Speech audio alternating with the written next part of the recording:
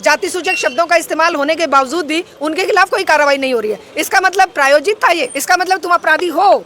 अपराधी अगर मान लो कोई चोरी कर रहा है और चोर के खिलाफ कोई कानून बनता है तो चोरी तो तिलमिलाएगा। सोनम वांगचुक की सुनवाई करने के लिए और उनको बेल देने के लिए इनके पास टाइम नहीं है, जो कि एक एनवायरमेंटलिस्ट है जो शिक्षा के लिए इतना बड़ा काम किए हैं, और ये 3 दिन में एकदम से इनके पास टाइम आ गया। 3% 4% टैरिफ लगता था, वहाँ वो पहले 50 पे ले गए, 75 पे ले गए, फिर 25 पे ले आए और अब वो जाकर 18 पे ले आए। जो 3 से 18 हो गया वो ताली बजाने की जरूरत है। वाह वाह वाह वाह।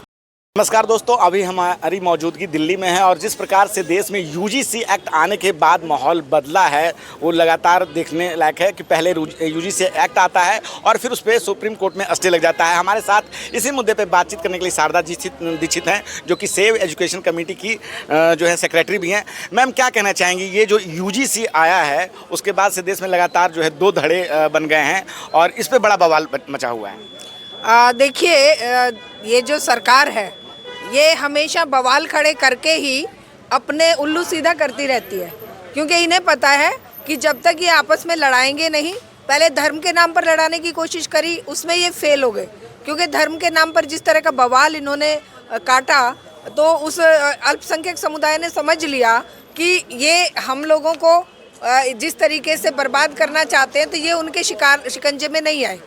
अब दूसरी तरफ इन्होंने जाति का मुद्दा पकड़ लिया कि ये जो सुप्रीम कोर्ट की एक गाइडलाइन थी कि जो बच्चे अपने हॉस्टल में या हायर एजुकेशन इंस्टीट्यूट में किस तरीके से उनके ऊपर अन्याय अत्याचार होता है, चाहे वो रोहित वेमुला का केस है, चाहे पायल का केस है, चाहे इस तरह के बहुत सारे केस, कुछ तो लाइट में आ जाते हैं, कुछ लाइट में नहीं भी आते हैं। अगर यूजीसी लागू नहीं हुआ, हाँ, पूरे देश में 85% जो लोग हैं, हाँ, दलित ओबीसी लोग हैं, उस सड़कों पर उतरेंगे और लगातार विरोध करेंगे। देखिए, करना जरूरी है, विरोध करना जरूरी है इस सरकार की उन नीतियों का जो विभाजनकारी हैं, जो हमारे समाज को शिक्षा से वंचित करने का एक बहुत बड़ा षड्यंत्र कर रही हैं। चाहे वो वीबीपीए है, अभी जो उच्च शिक्षण क्या लाए हैं, शिक्षण अधिष्ठान अधिनियम, चाहे ये यूजीसी की गाइडलाइन है, तो हर तरीके से ये शिक्षा से समाज को वंचित करने का एक इनका प्रयास है कि जिस भी तरीके से हो, चाहे वो दलित बच्चे हों, ओबीसी के हों, चाहे वो आदिवासी हों, चाहे बेटियां हों, उनके खिलाफ जितने भी तरीके से ये उनको शिक्षा से दूर कर सकते हैं, वो चाहे यूजीसी के नाम पर करें, चाहे नए नए बिल लाकर करें, और चाहे शिक्षा का बाजारीकरण, व्यापारीकरण और जिस तरह से निजीकरण कर रहे हैं, तो इसके खिलाफ सड़कों पे उतरना बहुत ज़रूरी है। मोदी जी, देखिए, जाति के नाम पर लड़ाई, अगर ये अब उन्हें तेली बताने लगे हैं और उनके खिलाफ कोई एक्शन भी नहीं हो रहा है, जिस तरीके से हम देखते हैं कि हमारे बच्चों के जो कॉलेज के बच्चे हैं या उच्च शिक्षा संस्थानों में जो बच्चे हैं, छोटे छोटे कामों को, छोटी छोटी बातों को लेकर अगर वो किसी बात के लिए विरोध कर रहे हैं तो उन्हें उठाकर जेल में डाल दिया जाता है। अभी 5, 7, 6 साल से तो उनको बच्चों को डाला हुआ है, जिनकी जमानत भी नहीं होने दे रहे, और एक तरफ इतने गंदे भयंकर इनके ऊपर जाति सूचक शब्दों का इस्तेमाल किया गया है, वो भी माननीय प्रधानमंत्री के ऊपर। जाति सूचक शब्दों का इस्तेमाल होने के बावजूद भी उनके खिलाफ कोई कार्रवाई नहीं हो रही है। इसका मतलब प्रायोजित था ये जो प्रोटेस्ट था, ये क्या प्रायोजित था? ये जो उच्च जाति के लोगों को खड़ा करके इन्होंने मुट्ठी भर लोगों से करवाया।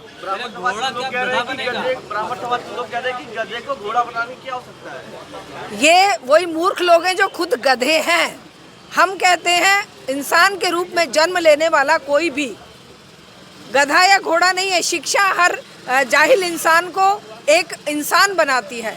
बर्बर जातियों को सच्चा इंसान बनाने का काम शिक्षा ने किया है। आज ये शिक्षा से इंसानों को वंचित कर रहे हैं और इसमें धर्म और जाति के भेद कर रहे हैं। क्यों इस तरह के डायलॉग जो ये बोल रहे हैं कि गधों को घोड़ा नहीं बनाया जा सकता? तुम तो खुद गधे हो।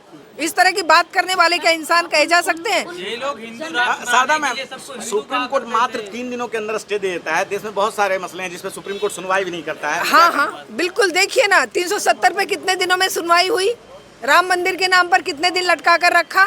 और देखिए ना, ये जो बच्चे जेल में हैं, इनके चार्जशीट तक दाखिल नहीं होने दी, कितने सालों तक इनको। अभी सोनम वांगचुक को देख लीजिए ना, सोनम वांगचुक की सुनवाई करने के लिए और उनको बेल देने के लिए इनके पास टाइम नहीं है, जो कि एक एनवायरमेंटलिस्ट है जो शिक्षा के लिए इतना बड़ा काम किए हैं। और ये 3 दिन में एकदम से इनके पास टाइम आ गया। सुप्रीम कोर्ट के पास तो 60,000 केस लंबित पड़े हुए हैं। सरकार कानून भी लाती है लेकिन विरोध भी नहीं करती है। जब सुप्रीम कोर्ट के अंदर स्टे का ऑर्डर आता है तो सरकार अपनी तरफ से कोई तर्क नहीं देती है कि ऐसा नहीं करना चाहिए। देखिए, क्यों विरोध करेगी सरकार? सरकार को विरोध करना होता तो वो इसको इस तरीके का बिल लाते क्या?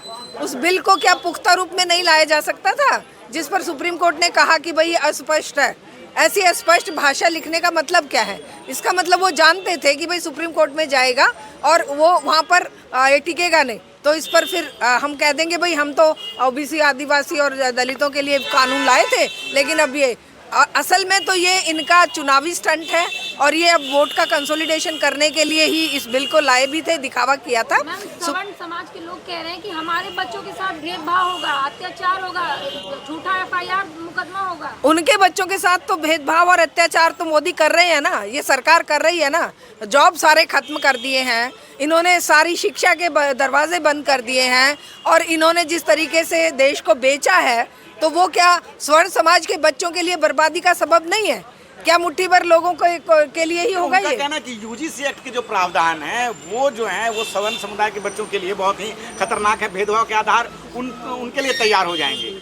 देखिए, ये जो जातिवादी राजनीति करने का तरीका है ना, चाहे कोई भी करे, इसके विरोध में लोगों को आवाज बुलंद करनी चाहिए। स्वर्ण समाज के बच्चों को बेरोजगारी उनको ज्यादा नहीं सता रही है, बेरोजगारी उनके लिए नहीं है, शिक्षा के दरवाजे उनके लिए बंद नहीं है। वो क्यों इस तरह की बात कर रहे हैं कि अरे तुम इसका मतलब अत्याचार करते थे, इसका मतलब तुम अपराधी हो।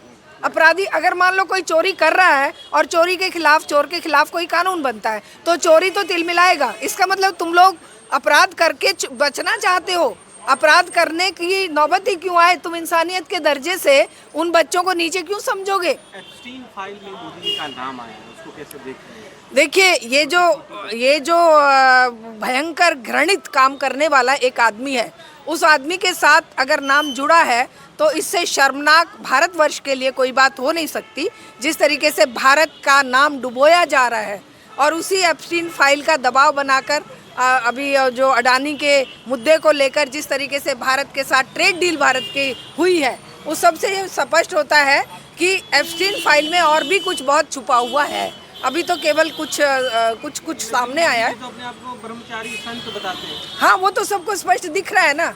कभी वो बात आती है कि भाई वहाँ के गुजरात की कोई लड़की की वो करवाते हैं और कभी एप्स्टीन फाइल में आता है। खैर, ये हल्की माड़ी बातें, इन बातों को लेकर हमें पर्सनल उस पर नहीं जाना है। लेकिन एक बात ज़रूर है कि देश पर जब आँच आती है, देश को जब गैर बराबरी के तरीके से समाज के अंदर भेदभाव खड़े किए जाते हैं, गैर बराबरी के तरीके से जब देशों के बीच में जो ट्रेड डील की जाती है, तो ये हमारे देश के प्रधानमंत्री के लिए, हमारे देश की जनता के लिए बहुत ही शर्मनाक बात है। मीडिया में तो बड़ा हो रहा है कि किस प्रकार से ये अमेरिका के साथ जो डील हुई है वो बहुत ही अच्छा है भारत के लिए और भारत ने अपनी ताकत दिखाई है। बड़ी ताकत दिखाई है। जहाँ 3% 4% टैरिफ लगता था, वहाँ वो पहले 50 पे ले गए, 75 पे ले गए, फिर 25 पे ले आए और अब वो जाकर 18 पे ले आए। जो 3 से 18 हो गया, वो ताली बजाने की ज़रूरत है। वाह वाह वाह वाह हैं। और जो हमारा बजट, जो हमारे उनका जो सामान आएगा वहाँ पर 0 टैरिफ लगेगा।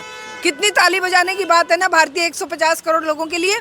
और हमारे यहाँ पर उनका कृषि प्रोडक्ट आएगा, GM सीड्स की जो प्रोडक्ट है वो आएंगे। हमारा किसान बर्बाद होगा। हमारा पशुपालक समाज जिसमें डेयरी प्रोडक्ट्स, जिसमें ज़्यादातर आदिवासी, दलित या किसान या मजदूरों का काम है, वो सब बर्बाद होंगे। मत्स्य पालन के लिए जो हमारे लोग लगे हुए हैं वो बर्बाद होंगे। तो ये कौन सी डील की शाबाशी मचा रहे हैं भैया? मेरी तो समझ में नहीं आ रहा। एक सवाल है कि के बारे में सोशल मीडिया पे लोग लिख रहे हैं कि हाईजैक हो गए अमेरिका के तरफ से। हाँ, बिल्कुल बिल्कुल वही लग रहा है। हाँ, बिल्कुल लग रहा है। तो क्या कहना चाहिए? ये एक्चुअल में क्या हुआ है कि जैसे मैं तो राहुल के शब्द दोहरा रही हूँ इस मामले में, उनके वो शब्द मुझे ठीक लगे कि ये कॉम्प्रोमाइज़ हो गए हैं, क्योंकि 2-3 मुद्दे ऐसे उठा दिए। अडानी को जेल हुई तो समझ लो कि एक ही बंदे के हाथ में पूरे देश की अर्थव्यवस्था टिकी हुई है। अडानी के ऊपर एक्शन हुआ तो समझ लो हमारे माननीय प्रधानमंत्री के ऊपर हुआ। अगर एफस्टीन फाइल में नाम आया तो वो भी इनकी अपनी कुर्सी हिलने का काम है। तो कुर्सी बचाने के लिए कितना गिरेंगे, कितना नीचे जाएंगे, कितना देश को बेचेंगे, ये जनता पूछना चाहती है। हाँ बिल्कुल, हाँ आप तो भारत की नीतियां क्या अमेरिका तय कर रहा है, आप दूसरे शब्दों में ये कहना चाह रही हैं? बिल्कुल, देखिए अगर अमेरिका ये कह रहा है कि आप रशिया से तेल नहीं खरीदेंगे, अरे पहले भारत 200 वर्ष अंग्रेज़ों का गुलाम रहा, तब तो एक बात थी कि भारत कॉलोनी था उनकी और भारत पर अंग्रेज़ों का राज था। आज भारत एक संप्रभु राष्ट्र है भाई। आज भारत एक अपने आप में एक स्वर्ण कंट्री है। एक संप्रभु राष्ट्र के ऊपर ये क्यों लगाया जाए कि आप ईरान से नहीं खरीदोगे, आप चाबहार जो पोर्ट है उस पर काम बंद कर दोगे, आप ईरान से तेल नहीं खरीदोगे, रशिया से तेल नहीं खरीदोगे। हम जहाँ कह रहे हैं तुम खरीदोगे किससे, वेनेजुएला का तेल लोगे। आप एनर्जी का जो आपकी खपत है वो आप अमेरिका से पूरी करोगे। दैट मीन्स कि आपको कई गुना महंगा। जब सस्ता तेल मिला अंबानी को तो अंबानी की तिजोरियां भरी, जनता की जेब पर वही डाका डाला गया। अब जब महंगा तेल मिलेगा तो जनता पर बोझ डाला जाएगा। हर फील्ड में जनता के ऊपर महंगाई की मार पड़ेगी और तेल, पेट्रोल, डीजल पर ही सारी अर्थव्यवस्था टिकी हुई है। एनर्जी सेक्टर का ये खात्मा हो जाएगा जिस तरीके से मोदी ने ये डील करी है और जिस तरीके से वो ट्रंप के कदमों में झुक गए हैं।